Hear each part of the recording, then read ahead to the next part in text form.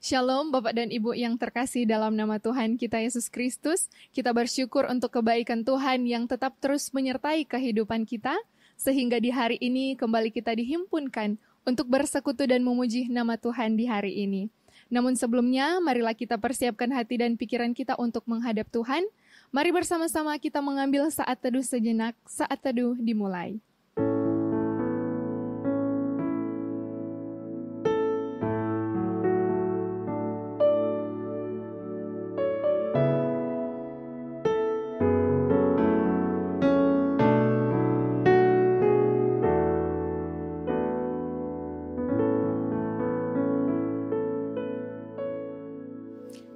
Saat teduh selesai, Bapak dan Ibu saya persilakan untuk berdiri. Kita akan memberikan penghormatan tertinggi bagi Bapa Sorga. Kita nyanyikan hormat bagi Bapa Sorga.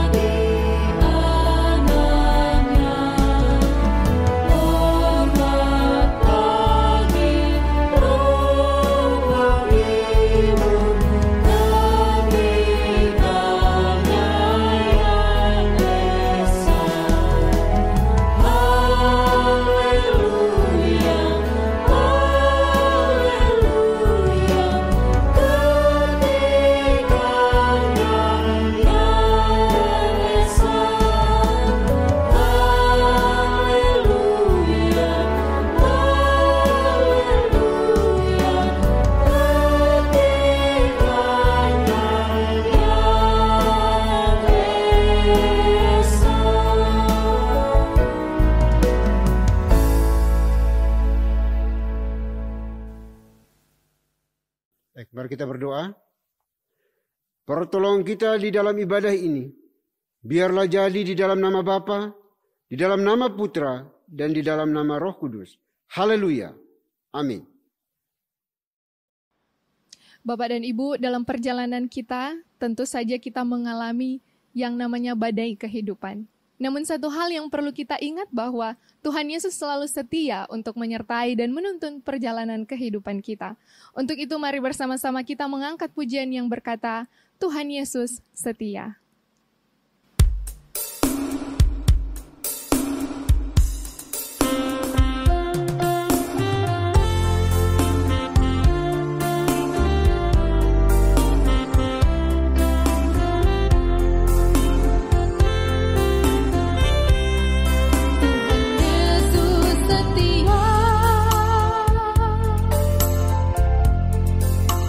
Sahabat kita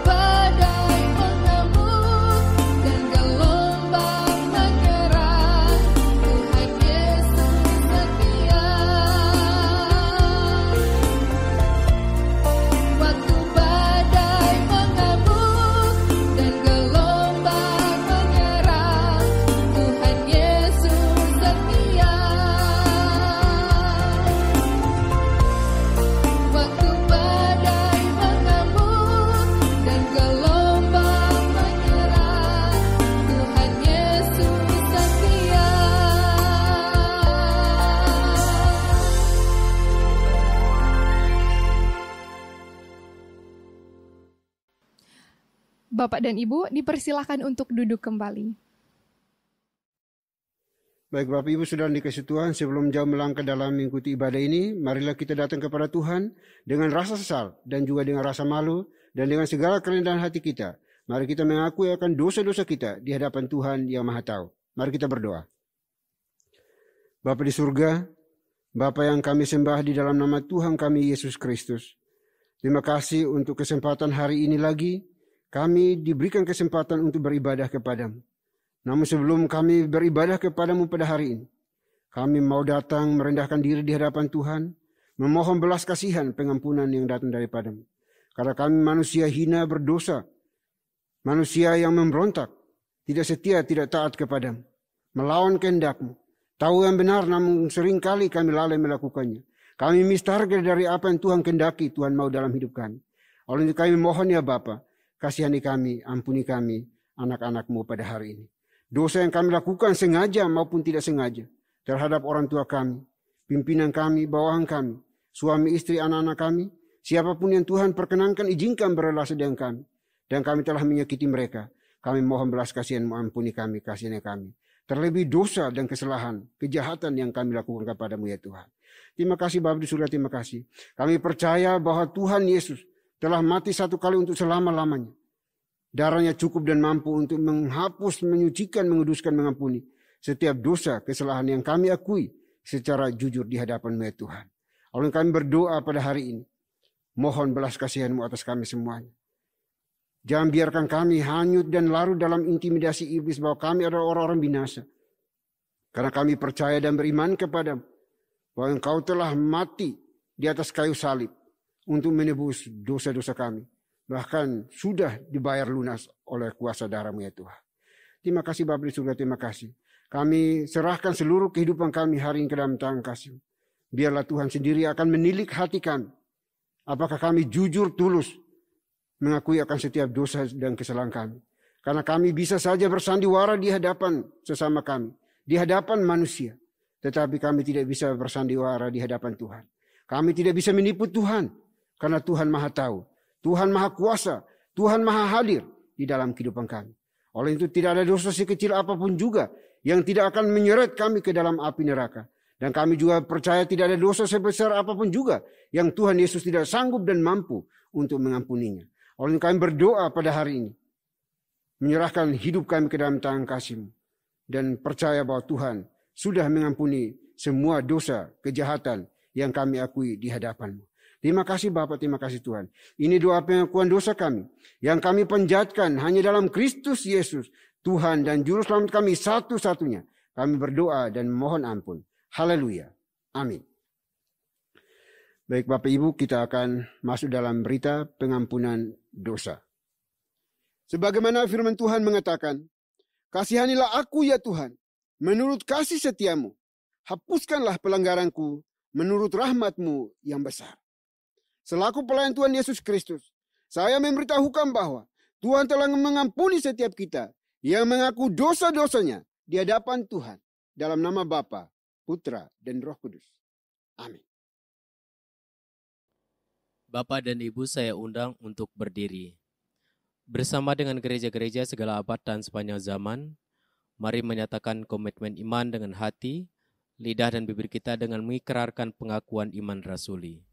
Aku percaya kepada Tuhan, Bapa yang Maha Kuasa, Khalik langit dan bumi, dan kepada Yesus Kristus anaknya yang tunggal Tuhan kita, yang dikandung dari Roh Kudus, lahir dari anak darah Maria, yang menderita sengsara di bawah pemerintahan Pontius Pilatus, salibkan, mati dan dikuburkan, turun ke dalam kedarajan maut.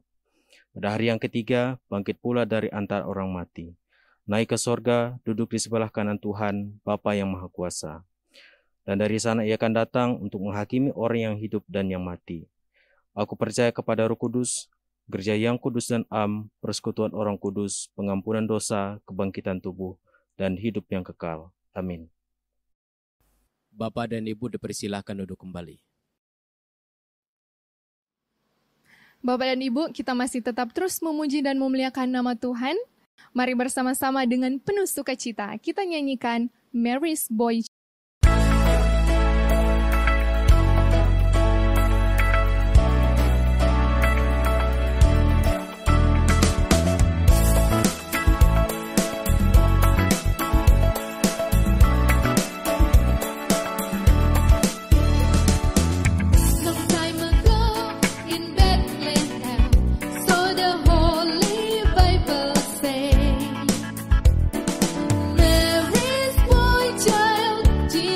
Christ was born on Christmas Day. Hark now, hear the angels sing, a King was born today. And men will live forevermore because of Christmas Day.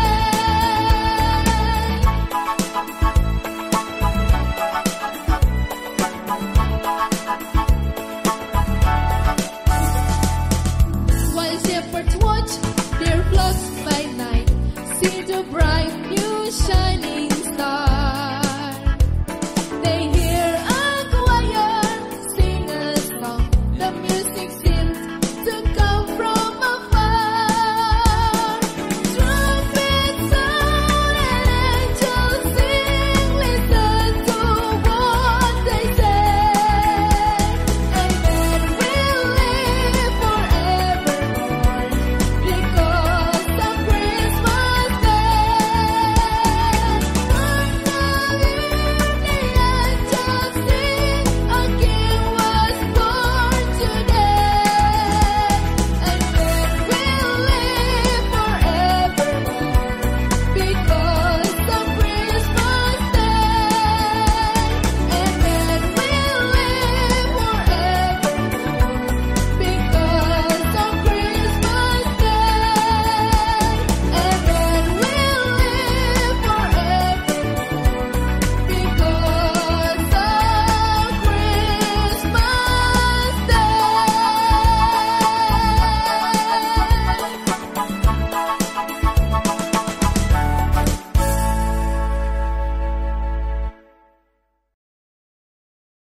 Shalom Bapak dan Ibu yang terkasih dalam nama Tuhan kita Yesus Kristus.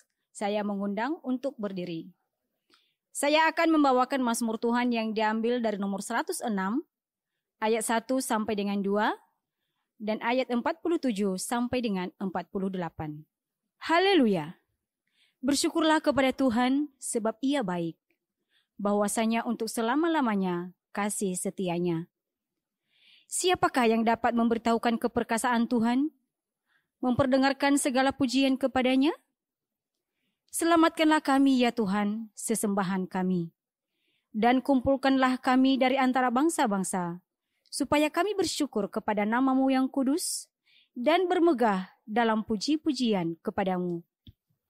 Terpujilah Tuhan sesembahan Israel, dari selama-lamanya sampai selama-lamanya, dan biarlah seluruh umat mengatakan, Amin, haleluya.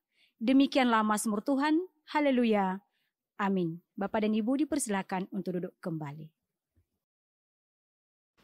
Bapak dan Ibu, tibalah saatnya kita akan mendengarkan perenungan dan pembacaan firman Tuhan di saat ini. Namun sebelum itu, marilah kita persiapkan hati dan pikiran kita, dan dalam persiapan kita menyanyi bersama-sama As the Deer.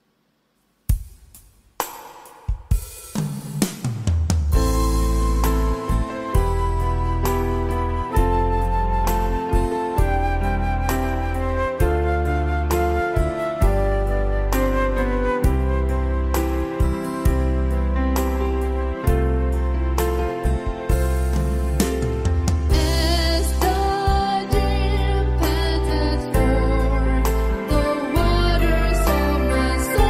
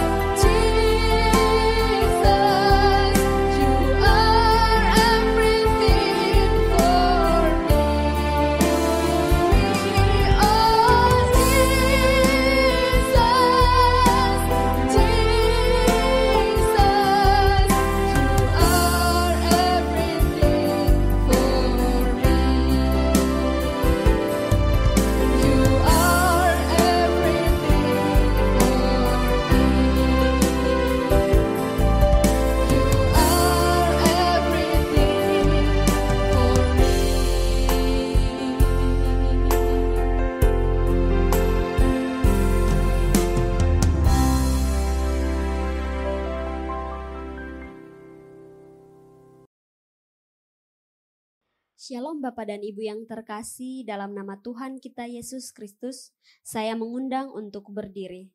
Saya akan membacakan firman Tuhan yang diambil dari Markus pasal 1 ayat 1 sampai dengan 8.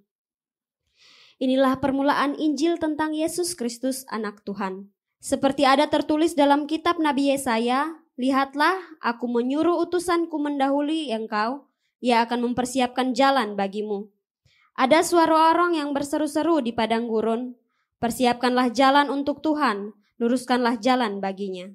Demikianlah Yohanes Pembaptis tampil di padang gurun dan menyerukan, bertobatlah dan berilah dirimu dibaptis, dan Tuhan akan mengampuni dosamu.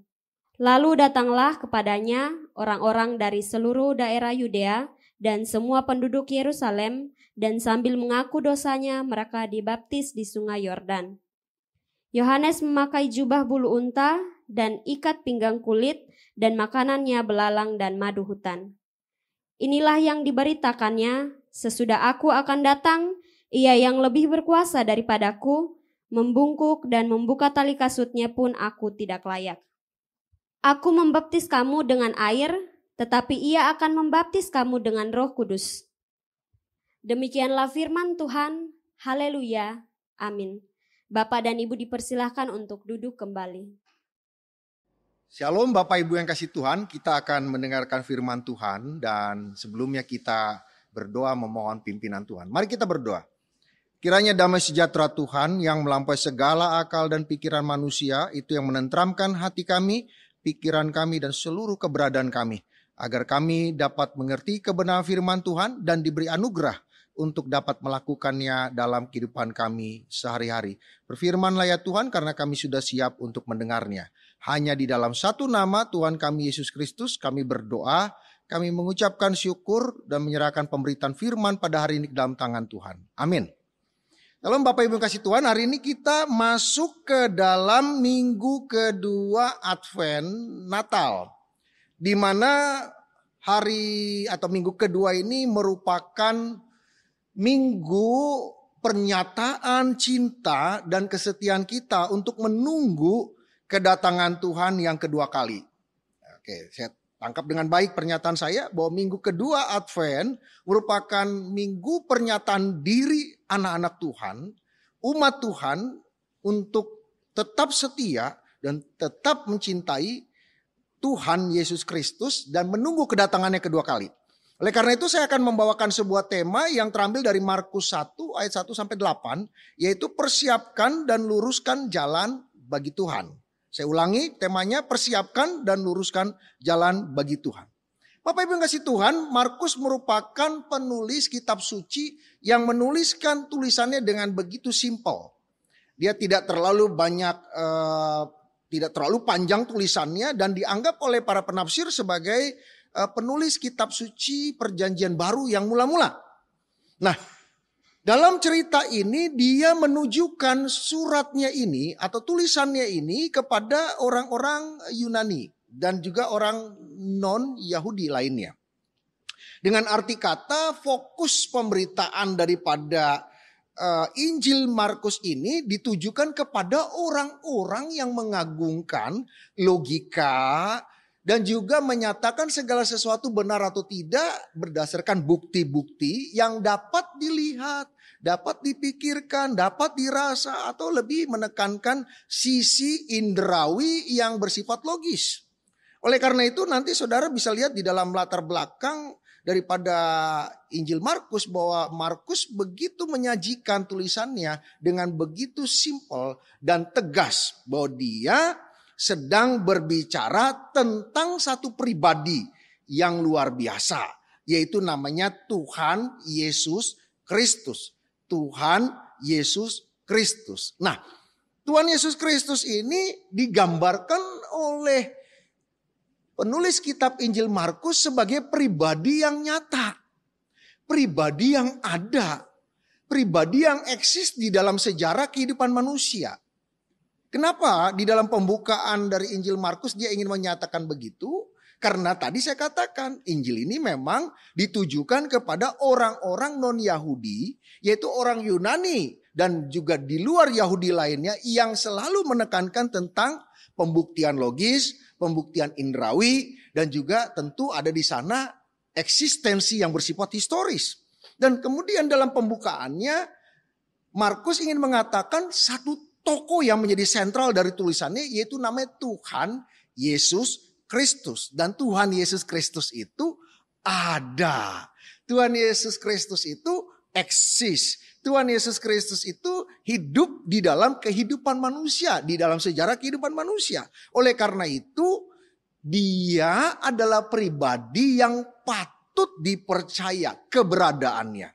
Paling tidak dia bukan tokoh mitos, paling tidak dia bukan tokoh yang di awan-awan, paling tidak dia bukan tokoh yang hanya dibuat secara naratif saja oleh penulis narasi, bukan hanya sebuah tokoh yang ya mungkin hanya gambaran imajinasi dari penulis ya, tapi dia ada. Dan dia menjadi tokoh yang diberikan kesaksian salah satunya oleh Yohanes Pembaptis di dalam pembukaan kitab atau Injil Markus tersebut. Itu menjadi bagian pertama dari pengantar khotbah saya hari ini, bahwa saya ingin mengatakan fokus utama cerita dari Injil Markus adalah Tuhan Yesus Kristus. Yang kedua, Injil Markus ingin mengatakan bahwa dia ada, dia hidup, dia benar-benar faktual, dia bersama kita di dalam sejarah kehidupan manusia. Dan juga kemudian dikatakan bahwa itu disaksikan, dikuatkan oleh kesaksian paling tidak oleh yang namanya Yohanes Pembaptis. Ini berarti bukan tokoh mitos. Ini berarti sesuatu yang harus dipercaya sebagai sesuatu yang faktual, ada, benar. Bukan sumir, bukan absurd, bukan mitos, bukan cerita-cerita yang lainnya. Nah, itu pembukaan daripada Injil Markus. Bahwa dia ingin mengatakan kebenaran keberadaannya oleh paling tidak oleh yang namanya Yohanes Pembaptis. Nah, sekarang pertanyaan masuk ke dalam pokok pemikiran kita atau inti daripada khotbah kita. Yaitu persiapkan dan luruskan jalan bagi Tuhan. Kenapa kita perlu mempersiapkan dan meluruskan jalan bagi Tuhan? Siapa Tuhan ini yang dimaksud dalam hal ini? Tentu saya mengatakan Tuhan yang saya maksud dalam tema ini di dalam Injil Markus adalah Tuhan Yesus Kristus. Yang tadi saya katakan bukan tokoh mitos, bukan sesuatu hasil imajinasi dari penulis, bukan sebuah tokoh fiktif, tapi dia tokoh yang faktual ada. Nah, kemudian kenapa dia menjadi Tuhan? Karena ada sebuah kesaksian daripada Yohanes Pembaptis bahwa, ini yang kita mau masuk. Kenapa kita perlu persiapkan dan luruskan jalan bagi Tuhan? Satu, karena dia tokoh yang spesial, yaitu penggenap dari nubuatan para nabi. Jadi poin pertama, kenapa kita perlu persiapkan dan luruskan jalan bagi Tuhan? Yesus Kristus. Kenapa? Karena dia tokoh yang spesial. Dia bukan manusia biasa, tetapi dia adalah Tuhan yang penggenap dari nubuatan para nabi. Bapak Ibu kasih Tuhan, dipercaya oleh para ahli kitab suci bahwa Markus 1 ayat 2 dan 3 merupakan paduan dari 3 nubuatan dalam perjanjian lama. Jadi saya ulangi pernyataan saya. Para ahli kitab suci mempercayai bahwa pernyataan di dalam Markus 1 ayat 2-3 merupakan gabungan dari 3 nubuatan di dalam perjanjian lama. Yaitu paling tidak di dalam Keluaran 23 ayat 20 yang berbicara tentang malaikat yang membuka jalan kepada bait Tuhan, begitu ya. Kemudian tentang malaikat dalam Maleakhi 3 ayat 1 tentang jalan yang dibuka untuk menuju kepada bait Tuhan. Dan kemudian juga merupakan gabungan dari Yesaya 40 ayat 3 tentang adanya seseorang yang diizinkan Tuhan untuk mendahului kedatangan Tuhan Yesus. Nah, ini kita mulai masuk ke dalam tema poin kita. Sangat menarik bahwa nubuatan ini usianya sudah sangat jauh. Paling tidak di dalam Yesaya 40 ayat 3 dengan rentang waktunya dengan Markus itu ada 700 tahun. Ada 700 tahun yang terpisah antara nubuatan Nabi Yesaya dengan apa yang disampaikan oleh penulis Injil Markus. Ini luar biasa sekali. Jadi ada 700 tahun dan itu akurat. Itu yang mau disampaikan oleh penulis Injil Markus. Bahwa apa yang disampaikan oleh Nabi Yesaya 700 tahun yang silam sekarang tergenapi di dalam diri yang namanya Tuhan Yesus Kristus. Yang adalah tokoh sejarah. Yang adalah tokoh faktual. Yang eksistensinya ada dalam kehidupan manusia bersama-sama dengan kita. Dia hidup, tumbuh, berkembang bersama-sama dengan umat manusia. Dia bukan tokoh fiktif dan itu merupakan sesuatu yang luar biasa. Mana ada orang yang lahir sebelumnya sudah ada nubuatan. Dan banyak sekali nubuatan, puluhan nubuatan. Dan hari ini saya tidak membahas tentang nubuatan, tetapi paling tidak adalah kesiapan hati kita untuk mempersiapkan dan meluruskan hati kita jalan buat Tuhan menguasai kita, dan dia datang kedua kali dengan sebuah dia melihat hati orang-orang yang begitu berbahagia akan kehadirannya yang kedua kali nanti. Tetapi paling tidak saya ingin kembali mengingatkan kepada anggota gereja semua bahwa dia tokoh yang spesial. Dia adalah penggenap nubuatan. Dia pribadi yang luar biasa. Gak ada orang yang seperti dia. Dia sudah disampaikan 700 tahun sebelumnya bahwa nanti akan ada orang yang datang dan dia akan menjadi juru selamat buat semua manusia. Dan yang menariknya lagi, ada nubuatan mengatakan nanti ada orang yang mendahuluinya dan berseru-seru di padang gurun dan berkata, persiapkan dan luruskan jalan bagi Tuhan. Wah, ini nggak ada. Ini sangat akurat, sangat presisi. Bagaimana mungkin 700 tahun sebelumnya sudah ada prediksi-prediksi yang begitu konkret, begitu terperinci, begitu detail bahwa nanti ada orang yang akan lahir dan kemudian didahului dengan seorang utusan, seorang yang membuka jalan, yang mempersiapkan jalan dan meluruskan jalan dan mengingatkan kepada semua orang, ayo bertobat karena Sang Juru Selamat sudah datang.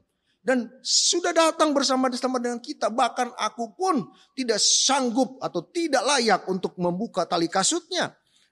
Ini suatu hal yang luar biasa. Gak ada tokoh di dunia ini dalam sejarah kehidupan manusia yang dinubuatkan, disampaikan ratusan tahun sebelumnya. Dan kemudian dipersiapkan, ada yang mempersiapkan jalan buat dia. Dan itu presisi tepat sekali, gak ada. Ini luar biasa. Jadi saya mau katakan kenapa dia layak untuk mendapatkan persiapan dari kita untuk kelurusan jalan bagi Tuhan dalam hati dan pikiran kita. Karena dia tokoh yang spesial dalam kehidupan umat manusia. Dia adalah penggenap nubuat. Paling tidak nubuatan itu puluhan yang sudah tergenapi. Tetapi dalam konteks Markus 1 ini adalah penggenapannya adalah bahwa ada satu utusan yang mendahului kedatangannya, yang mendahului pelayanannya, yang berseru-seru di padang gurun. Persiapkan jalan dan luruskan jalan buat Tuhan dan bertobatlah. Nah, jadi ini suatu yang sangat spektakuler. Ada seorang yang berani mengatakan itu, walaupun pada saat itu belum terdengar beritanya sampai kemana-mana tentang kehadiran yang namanya Tuhan Yesus Kristus. Tetapi Yohanes Pembaptis sudah berani menyatakan, bertobatlah, persiapkan jalan, luruskan jalan buat Tuhan kita yang namanya Yesus Kristus, Tuhan dan Juru Selamat kita. Mari kita belajar dari cerita Injil Markus ini bahwa memang dia tokoh yang spesial karena penggenap daripada nubuatan. Kemudian yang kedua poinnya, kenapa kita harus mempersiapkan dan meluruskan jalan bagi Tuhan di Minggu Advent yang kedua ini? Karena dia memang adalah Tuhan. Bahkan dia adalah Tuhan yang lebih berkuasa daripada Yohanes Pembaptis sekalipun. Saudara yang kasih Tuhan, Yohanes Pembaptis pada saat itu punya ketenaran yang luar biasa. Sehingga musuh-musuhnya pun takut untuk berbuat jahat kepada dia. Gitu ya, baik dari pihak Imperium Roma ataupun dari pihak Majelis Agama Yahudi. Tidak ada yang berani mengganggu pelayanan, aktivitas daripada Yohanes Pembaptis. Kenapa? Karena dia dianggap seorang pribadi yang punya kekuatan ilahi. Sehingga dia begitu terkenal dan dia menjadi tokoh agama yang luar biasa. Dan ini memang luar biasa. Tetapi dengar baik-baik pernyataan saya. Dia mengatakan bahwa Tuhan Yesus Kristus itu lebih berkuasa daripada dirinya. Nanti bisa dibaca di dalam Markus 1 ayat yang ke-7. Nanti bisa dikatakan sana. Dan dia sesudah aku akan datang, ia yang lebih berkuasa daripadaku, membungkuk dan membuka tali kasutnya pun aku tidak layak. Jadi dia mengatakan bahwa aku membungkuk dan membuka tali kasutnya pun aku tidak layak. Karena Tuhan Yesus Kristus jauh lebih berkuasa daripadaku. Padahal Yohanes Pembaptis dianggap sebagai tokoh keagamaan yang penuh kuasa otoritas. Sehingga lawan-lawannya pun tidak berani mendekati dia. Tapi dia dengan sadar. Tapi dia dengan penuh kesadaran dan penuh dengan iman. Penuh dengan ketaatan dia mengatakan Tuhan Yesus Kristus lebih berkuasa daripada aku sendiri. Dan itu dinyatakan dalam Yohanes 1 ayat 7. Kenapa dia memang berkuasa? Memang benar dia sangat berkuasa. Dalam perjalanan pelayanannya Tuhan Yesus Kristus itu luar biasa. Nanti bisa dibaca dalam pasal-pasal selanjutnya. Dan di dalam Injil-Injil yang lain gitu ya. Bagaimana Tuhan Yesus melakukan berbagai mukjizat. Bisa dibaca dalam Matius 8 ayat 1-4. Tuhan Yesus menyembuhkan orang kusta. Seketika. Begitu cepat. Coba sekarang kalau misalnya ada ahli pengobatan yang paling hebat lah di dunia ya. Itu dokter yang paling hebat atau hospital yang paling hebat mengatakan bisa menyembuhkan ini. Oke, tapi seketika. Saya rasa dan saya yakin tidak ada yang seperti itu. Tapi Tuhan Yesus menyembuhkan orang kusta itu dengan seketika. Nanti bisa baca dalam Matius 8 ayat 1-4. Kemudian Tuhan Yesus juga mampu membangkitkan Lazarus.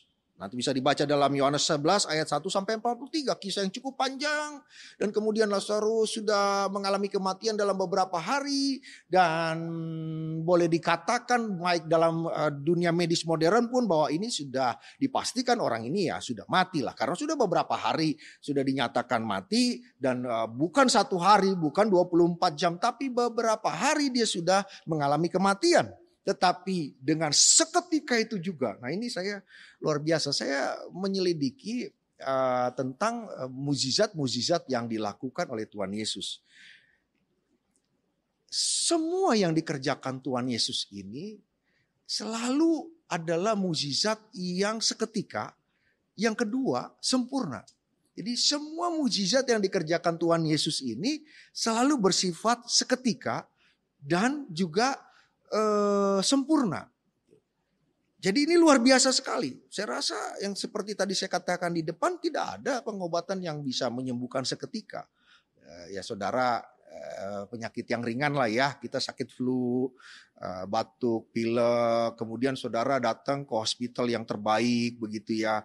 Dikasih vitamin, dikasih obat, dikasih apa, kasih asupan-asupan yang luar biasa gitu ya. Seketika sembuh. Saya rasa tidak ada. Ada rentang waktu yang cukup panjang. Paling tidak 1 hari, 2 hari, 3 hari untuk bisa sembuh kembali. Tapi ini seketika. Jadi ini Tuhan Yesus ini luar biasa. Dan kemudian juga selain itu juga Tuhan Yesus juga dipercaya dan diimani oleh orang-orang yang ada di sekelilingnya sebagai juru selamat. Nanti bisa dibaca di dalam Kisah Para Rasul 4 ayat 12. Pernyataan para murid mengatakan bahwa di bawah kolong langit ini tidak ada satu nama yang di dalamnya dapat orang diselamatkan. Selain di dalam nama Tuhan Yesus Kristus. Tidak ada satupun tokoh iman di dalam dunia ini yang berani mengatakan, akulah jalan, kebenaran, dan hidup. Barang siapa yang bersamaku akan selamat. Dan barang siapa yang tidak bersamaku akan binasa. Tidak ada yang berani mengatakan begitu. Ini satu-satunya pribadi yang berani mengatakan, bersamaku engkau akan selamat dan hidup kekal selama-lamanya. Sehingga menghasilkan sebuah konfesi iman bahwa tidak ada satu nama di bawah kolong langit ini yang karena nama itu kita diselamatkan hanya di dalam nama Tuhan Yesus Kristus. Sehingga saya mengatakan bahwa pernyataan Yohanes Pembaptis bahwa Tuhan Yesus lebih berkuasa daripada dirinya itu benar. Itu tepat. Itu akurat, itu sebuah pernyataan iman yang sungguh-sungguh benar. Sungguh-sungguh tidak ada kesalahan di dalamnya. bahwa Yohanes Pembaptis dengan sadar dan penuh iman di dalam pimpinan Roh Tuhan, bahwa dia menyadari yang akan datang setelah dia lebih besar daripada dia. Bahkan memegang tali kasutnya dan membungkuk pun aku tidak layak membuka tali kasut daripada Tuhan Yesus Kristus. Sehingga poin yang kedua adalah kenapa kita perlu mempersiapkan dan luruskan jalan bagi Tuhan di dalam minggu Advent kedua. Karena dia memang adalah Tuhan yang lebih berkuasa bahkan daripada Yohanes Pembaptis sekalipun. Oleh karena itu persiapkan hatimu di minggu Advent kedua ini untuk Tuhan datang menguasai dan mempersiapkan hati kita dan meluruskan jalan hati kita untuk kita bisa bergembira nanti di hari Natal. Dan poin yang terakhir, kenapa kita perlu mempersiapkan dan luruskan jalan di dalam hati kita bagi Tuhan di dalam minggu kedua Advent ini adalah bahwa Tuhan Yesus Kristus datang untuk menyucikan dan memberikan kita Roh Kudus. Nah, ini yang luar biasa. Jadi dia datang bukan untuk bermain-main. Dia tidak datang bukan untuk hura-hura. Dia bukan datang untuk sekedar berelasi saja. Tidak. Dia punya maksud yang kekal dalam kehidupan saudara dan saya. Dalam kehidupan semua umat manusia. Bahwa dia melakukan penyucian, pengudusan. Terhadap siapa? Terhadap umat manusia yang berdosa. Yang di dalam dosa dan keberdosaan itu. Umat manusia tidak memiliki pengharapan sedikit pun untuk dapat mengalahkan dosa itu. Dan keluar dari dosa itu dan hidup dalam kebenaran. Kenapa? Karena kuasa dosa itu terlalu hebat. Lebih besar, jauh lebih kuat daripada kemampuan manusia. Oleh karena itu dia datang memberikan sebuah pengharapan yang pasti. Bahwa dia adalah Tuhan Yesus Kristus yang datang untuk menyucikan dan menguduskan kehidupan kita sekalian. Di dalam dia ada kesucian. Di dalam dia ada pengharapan. Di dalam dia ada hidup yang baru. Menjadi umat yang dikuduskan Tuhan. Disucikan Tuhan. Dan menjadi komunitas orang-orang kudus. Kudus bukan karena kita kudus, tetapi kudus karena kita dikuduskan di dalam anugerah Tuhan kita Yesus Kristus.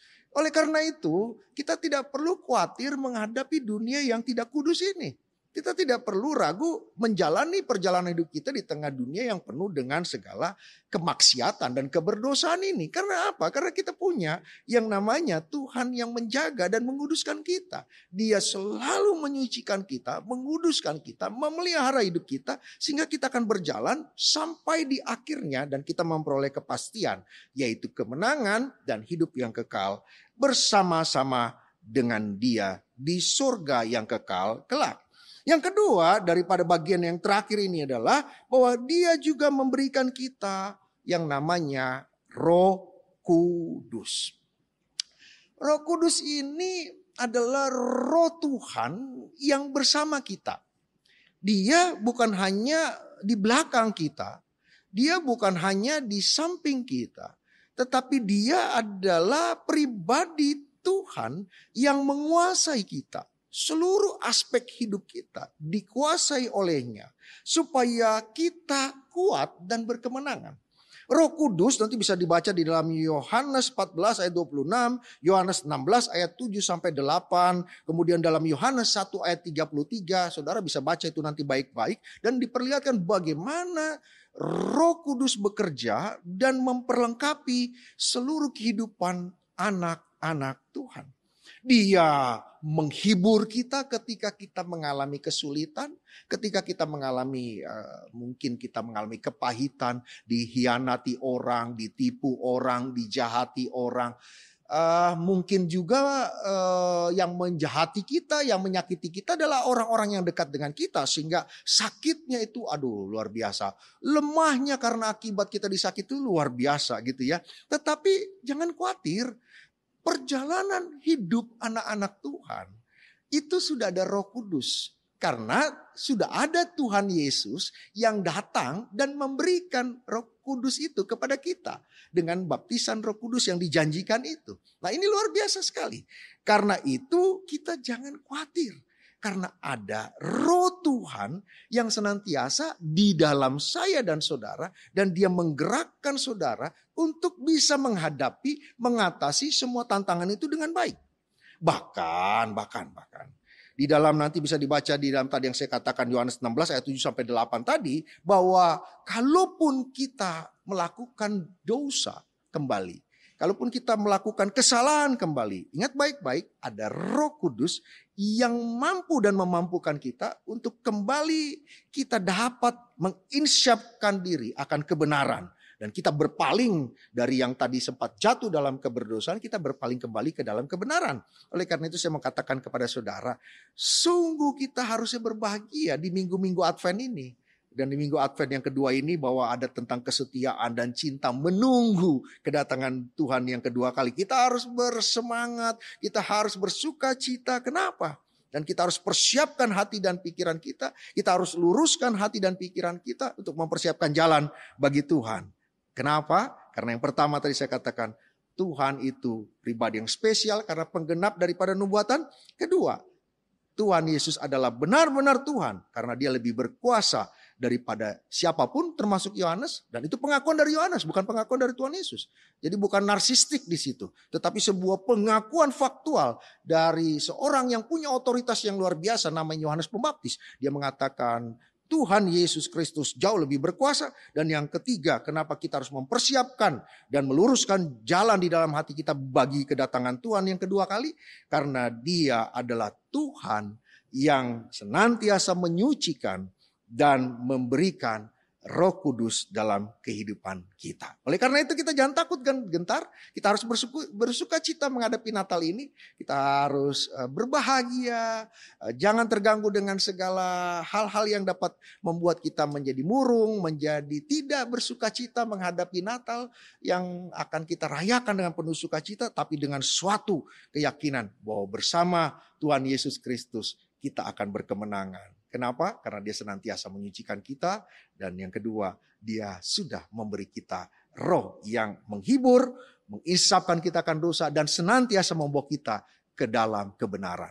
Satu hal, mari kita tunggu bersama-sama hari Natal itu dengan seluruh anak-anak Tuhan di seluruh dunia. Dan kita bersuka cita. Jangan menjadi kita takut, jangan kita menjadi pahit, jangan kita menjadi tawar hati, tapi song-song hari Natal dengan sebuah ucapan syukur, sebuah sikap yang senantiasa berbahagia dan menunggu dengan penuh kesetiaan dan cinta bahwa dia pasti datang kedua kali. Persiapkanlah hati dan pikiranmu, luruskanlah hati dan pikiranmu, dan persiapkanlah dan luruskan jalan bagi Tuhan kita Yesus Kristus. Mari kita berdoa. Bapa dalam surga, kami sudah mendengarkan firman Tuhan di hari Advent minggu kedua ini. Bahwa kami menyatakan kesetiaan kami, menyatakan cinta kami di dalam menunggu kedatangan Tuhan yang kedua kali. Kami percaya ada Tuhan Yesus Kristus yang senantiasa penuh dengan kuasa, menjaga kami dan senantiasa menolong kami, menyucikan kami, bahkan membimbing kami melalui Roh-Mu yang kudus yang luar biasa itu. Kiranya Tuhan memberkati kami senantiasa. Dan kami akan mesongsong hari Natal dengan hati yang berbahagia, hati yang ucap syukur kepada Tuhan dan semua kebaikan-Mu dalam hidup kami. Terima kasih Tuhan, dalam nama Tuhan Yesus kami berdoa. Haleluya, amin. Haleluya, terpujilah Tuhan Yesus. Saat ini kita akan memberikan persembahan sebagai ungkapan syukur kita kepada Tuhan. Persembahan dapat diberikan melalui nomor rekening atas nama Yayasan Moria atau QR Code yang akan tertera di layar. Sambil memberi, mari bersama-sama kita nyanyikan Gita Sorga Bergema.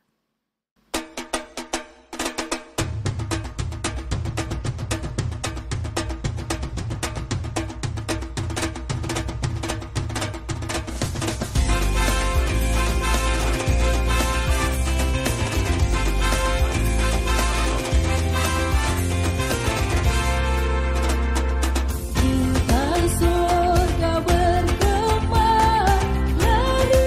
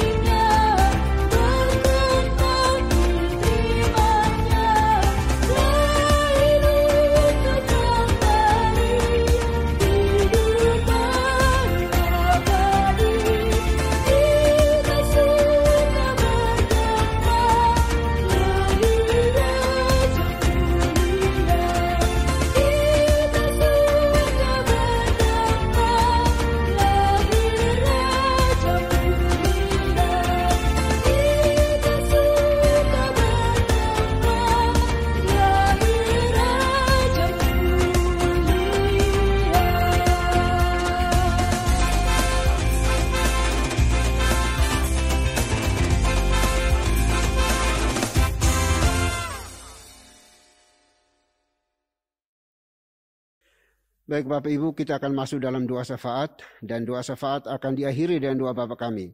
Bapak Ibu dipersilahkan berdiri untuk kita ucapkan secara bersama-sama. Mari kita berdoa. Bapa di surga, Bapa yang maha murah dan maha kasih, Bapa yang kami kenal, kami sembah di dalam nama Tuhan kami Yesus Kristus. Terima kasih untuk napas hidup yang Tuhan anugerahkan bagi kami secara cuma-cuma, sehingga kami bisa hidup sampai hari ini di sini ya Tuhan. Terima kasih Bapa di surga, kami juga ucapkan bagimu untuk kebaikan dan anugerah-Mu bagi kami, sehingga Engkau masih mau berbicara kepada kami hari ini lagi. Mulai firman Tuhan yang sudah dikabarkan, diberitakan, diseringkan, dibagikan oleh abdi-Mu, anak-Mu pada hari ini. Biar kiranya kebenaran firman Tuhan tidak berlalu begitu saja, melainkan mendapat tempat di hati kami masing-masing. Dan lebih daripada itu, mampukan kami oleh kuasa Roh Kudus-Mu untuk kami menghidupinya, melakukannya dengan benar, dengan baik di dalam setiap perjalanan hidup kami ya Tuhan. Karena kami percaya tanpa Engkau kami tidak bisa berbuat apa-apa. Karena kami hanya debu yang tiada nilai, tiada arti. Oleh karena itu kami mohon belas kasihan-Mu, kuatkan kami, teguhkan kami, supaya kami hidup seturut dengan kehendak dan firman-Mu ya Tuhan. Terima kasih Bapa di surga, terima kasih. Kami berdoa bersyukur juga untuk puji-pujian yang sudah kami nyanyikan bagi-Mu. Biar kiranya nama Tuhan yang disenangkan, diagungkan dan dimuliakan. Terima kasih Bapa, terima kasih Tuhan. Kami berdoa hari ini juga Tuhan untuk abdi-Mu yang sudah menyampaikan kebenaran firman Tuhan bagi kami semuanya. Kiranya Tuhan berkenan menjamah, melawat, memberkati di dalam kehidupan pribadi, keluarga, rumah tangga, pekerjaan pelayanannya. Tuhan buat semuanya menjadi berhasil dengan cara dan kerja-Mu sendiri ya Tuhan. Terima kasih Bapa, terima kasih Tuhan. Dan kami berdoa hari ini untuk kami semua umat-Mu yang mendengarkan sabda-Mu ini. Kiranya Tuhan menjamah melawat hati kami semuanya, supaya kami juga diperbaharui dari hari ke hari, supaya hidup kami sepadan dengan kebenaran firman Tuhan. Kami boleh berdampak guna bagi sesama kami, di mana Tuhan tempatkan, izinkan kami berada, supaya di mana kami berada, kiranya kami boleh menghadirkan shalom Tuhan, damai sejahtera Tuhan, kesejukan, ketentraman boleh dinikmati oleh orang-orang yang Tuhan tempatkan bersama dengan kami. Terima kasih Bapa di surga, terima kasih. Kami percaya bahwa firman-Mu adalah pelita dan terang bagi setiap kami semua yang telah Tuhan pilih, panggil, tetapkan untuk menjadi umat-Mu, menjadi biji mata-Mu ya Tuhan.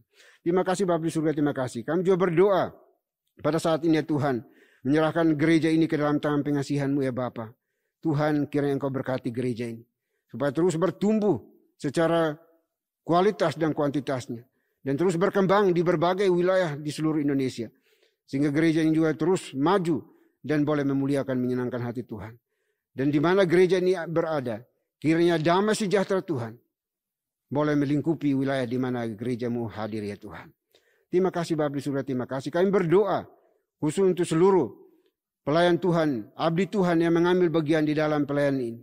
Beri kami hati yang takut akan Tuhan, beri kami komitmen, kesetiaan yang datang daripada-Mu. Mampukan kami untuk bekerja melayani dengan penuh tanggung jawab, penuh sungguh. Karena kami percaya kami bisa melayani bukan karena hebat mampunya kami, tetapi semua karena anugerah Tuhan, perkenanan Tuhan bagi kami semuanya, sehingga kami bisa melayani umat-Mu di dalam dan melalui gereja Presbyterian Evangelical ini ya Tuhan. Terima kasih Bapa di surga, terima kasih. Kami berdoa kiranya Tuhan juga menopang, menolong seluruh umat-Mu yang Tuhan perkenankan untuk digembalakan. Biarlah kami gembalakan dengan penuh cinta kasih Tuhan, bukan untuk menindas mereka di dalam pelayanan ini. Oleh kami berdoa Tuhan tolong kami, beri kami hati yang takut akan Tuhan, supaya kami dapat menata layani semua pelayanan ini dengan benar, dengan baik, dan pada akhirnya hanya untuk kemuliaan nama Tuhan di dalam dan melalui pelayanan ini ya Tuhan. Terima kasih Bapa di surga, terima kasih. Kami juga berdoa pada saat ini ya Tuhan untuk seluruh pergumulan umat-Mu di gereja ini. Tuhan berkati mereka semuanya. Di dalam pergumulan, pekerjaan, pelayanan, kebutuhan makan, minum, pakai, tempat tinggal mereka, kami serahkan ke dalam tangan kasih-Mu. Tuhan, kiranya Engkau berkenan berbelas kasihan bagi anak-anak-Mu, supaya apapun yang mereka butuhkan, dengan cara dan kerja Tuhan Engkau berikan tepat pada waktunya bagi anak-anak-Mu semuanya. Terima kasih Bapa, terima kasih Tuhan. Kami juga berdoa hari ini ya Tuhan, untuk anak-anak-Mu yang di dalam usaha dan pekerjaan mereka. Kami serah ke dalam tangan kasih-Mu. Tuhan, Engkau topang tolong mereka. Buka jalan bagi mereka, buatkan jalan bagi mereka ketika usaha mereka mandek. Kami percaya bahwa Tuhan sanggup untuk melawat dan membuka jalan bagi anak-anak-Mu. Dan Tuhan sendirilah yang akan membuat semuanya menjadi berhasil dengan cara dan kerja Tuhan sendiri. Terima kasih Bapa di surga, terima kasih. Buat semuanya makin berhasil hari demi hari. Mendatangkan berkat melimpah, keuntungan melimpah. Dan mereka juga boleh menjadi saluran berkat bagi sesama mereka ya Tuhan. Terima kasih Bapa. Kami juga berdoa bagi mereka yang belum bekerja. Tuhan juga berikan pekerjaan bagi mereka. Supaya dengan pekerjaan itu, mereka boleh memuliakan Tuhan. Mencukupkan segala kebutuhan hidup mereka.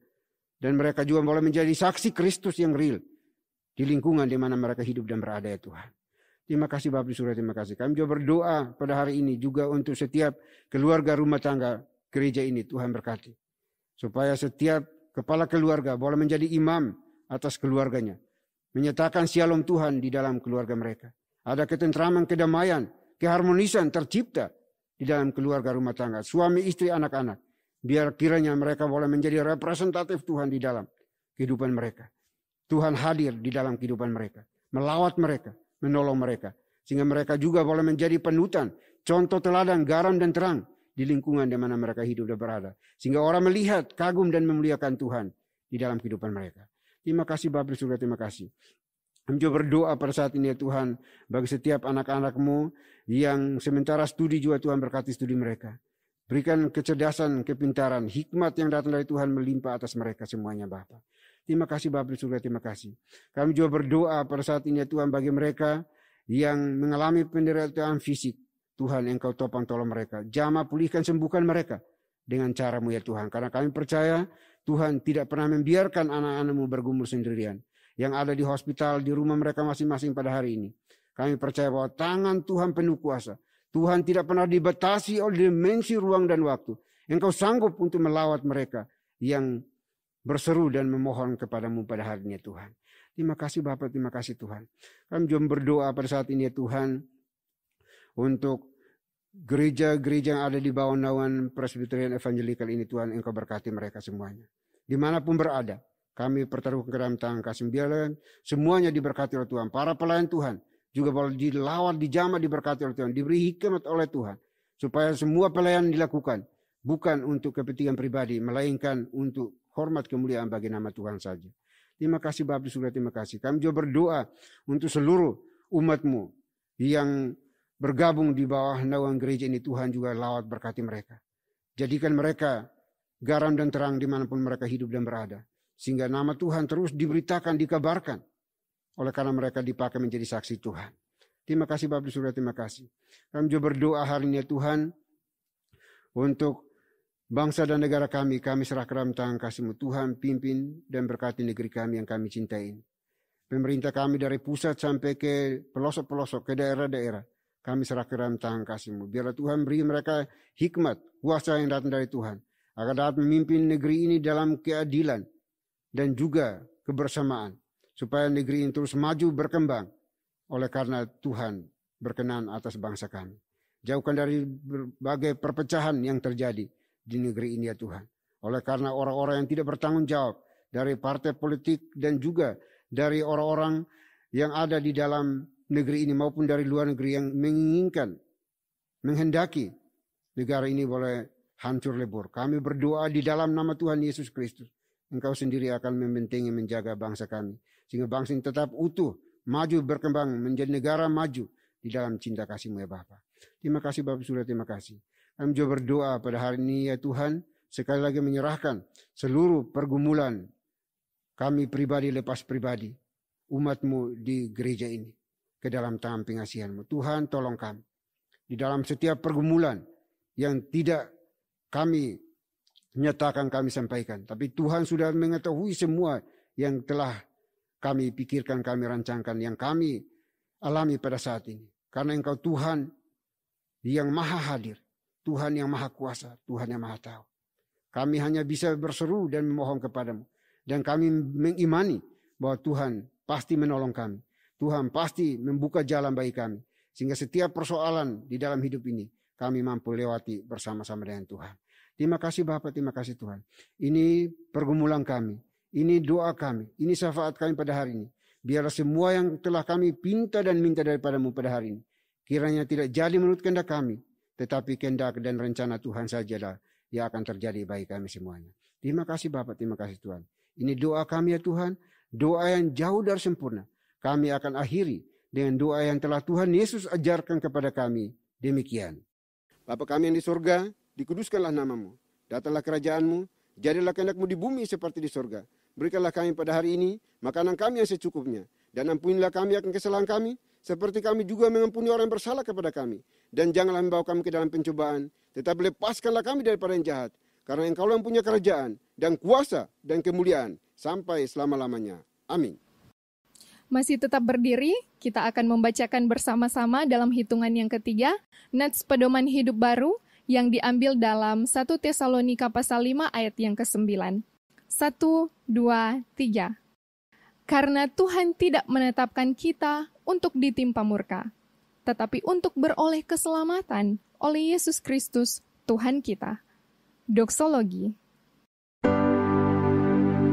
Puji Tuhan sumber berkah, puji Dia suruh makhluk, puji Dia suruh sorga, Bapa, Anak, Roh Kudus.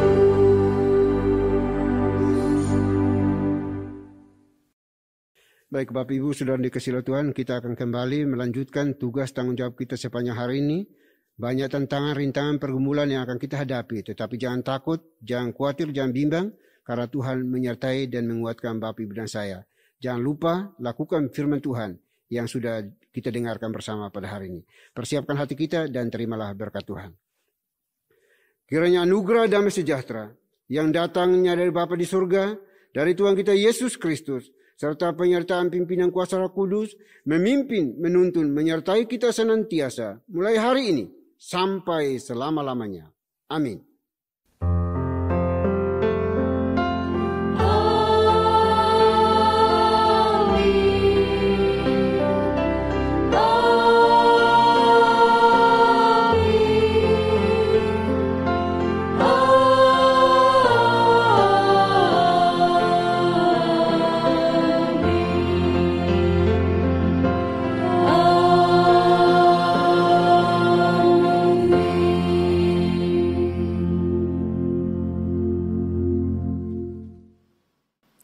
Terpujilah Tuhan yang telah menuntun peribadatan kita di saat ini. Bapak dan Ibu dipersilakan untuk duduk kembali dan mengambil saat teduh di hadapan Tuhan. Selamat hari Minggu, Tuhan Yesus memberkati kita semua.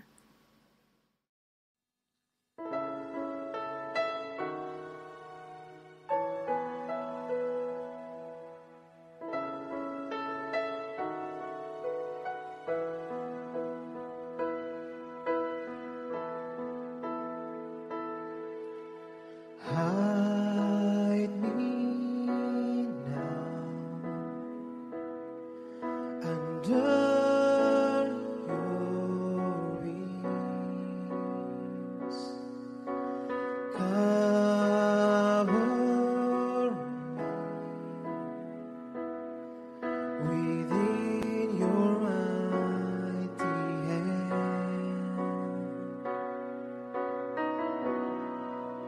When the ocean rise and thunders roar, I will soar with you above the storm.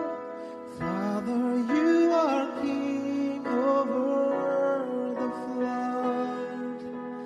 I will be still, know you are God.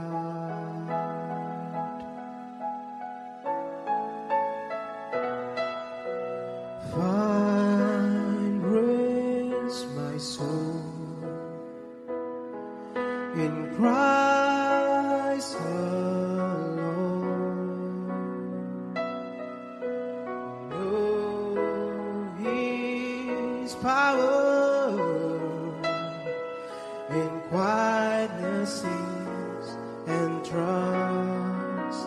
When the ocean rise and thunders roar, I will soar with you